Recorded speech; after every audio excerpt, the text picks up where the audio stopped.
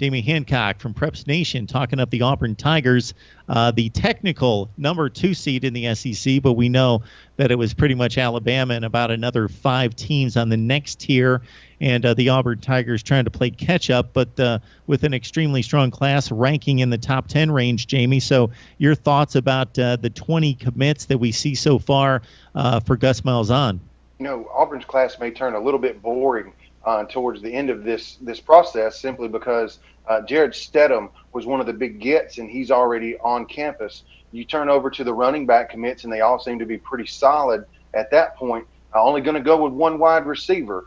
They've got Sal Kannella already on campus at tight end. They've just offered John Shenker from Colquitt County, Georgia, and he's coached by Russ Probst there at Colquitt County. He's got some ties to the new offensive coordinator, Chip Lindsey. So he's somebody that's come onto the board here late in the process. He's a guy that they feel pretty good about committing on the offensive side of the ball. You then go to the offensive line. Commitments from Calvin Ashley and Austin Troxel are really bookend type offensive linemen to go with Jarrett Stidham. So that looks good on the offensive side. They may likely to pick up a commitment from Big Matthew Tanner out of Eastern Arizona Community College. He is a Florida high school product. When I say big, I mean big. He's 6'7", 350 pounds worth of big.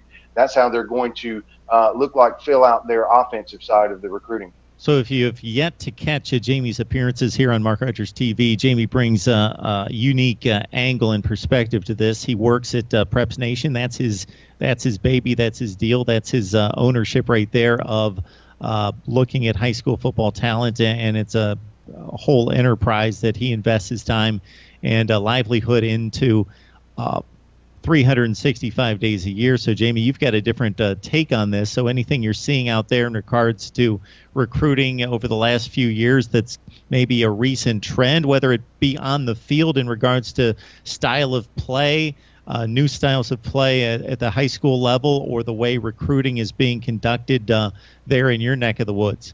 Recruiting runs in cycles that you typically see from year to year, and sometimes one position is more hot than another, depending on what staff's needs are for that single season. You get different looks. Nick Saban a few years ago really set the bar when it come to being on the road as a head coach, which he in turn expects his assistant coaches to do all the same.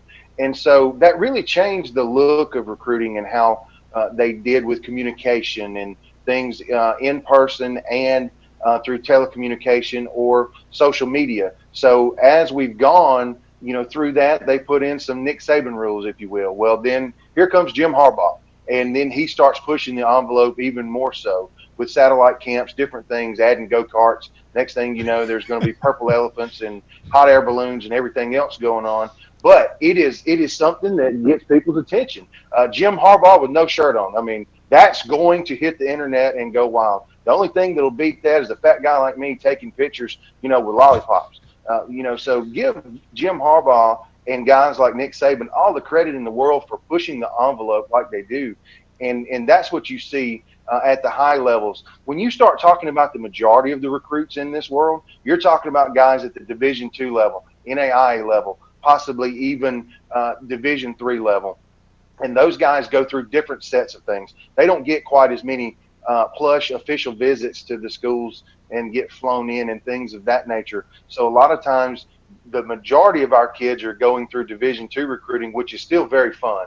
I'll have 200 some odd guys signed. Most of them will be Division II smaller school type signees, and they enjoy this process very much as well. But, when you talk about big time football, the SEC, the Big Ten, the Pac-12, everybody else is going to draw, the name, but the majority of our athletes will move on to much smaller programs. Jamie, I'm trying to concentrate, but at the same time, I'm trying to shake this mental vision of Jim Harbaugh with his shirt off.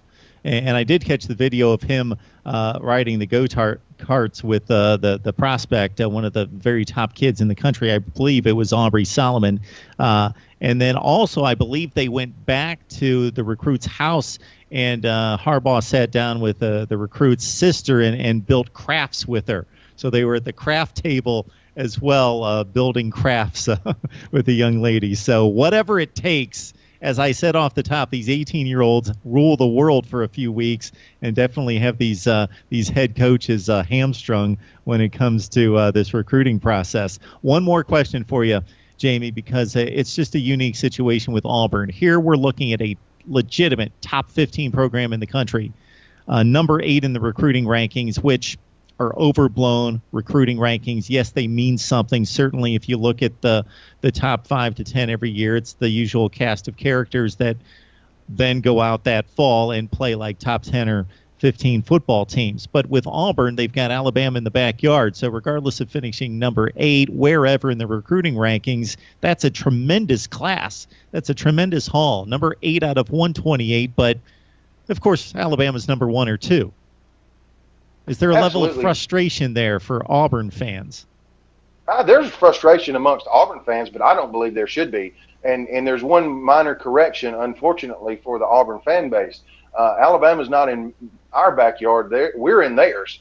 And unfortunately, that's just the way it's going to be when you're the premier program in college football. Even though they did not win this year, they're still the premier program in college football. They're right here near us. They run the state for years and years, all the way back since Paul Bear Bryant, and it's going to be that way for quite some time. That doesn't mean that your fan base can't be excited. That doesn't mean that you can't compete for a national title. That doesn't mean that you can't beat them in the Iron Bowl. You just have to realize what you're up against.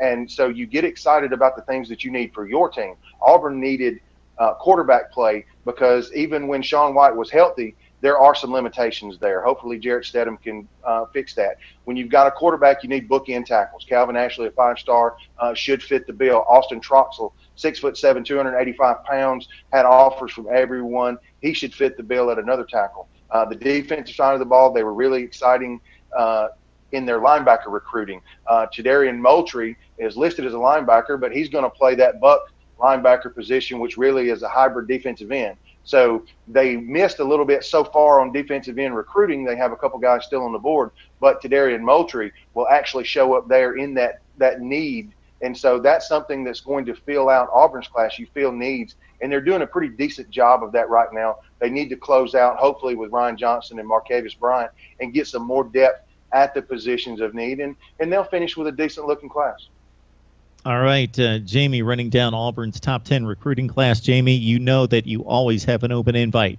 Absolutely, Mark. I enjoy joining you guys each and every time I get to come on.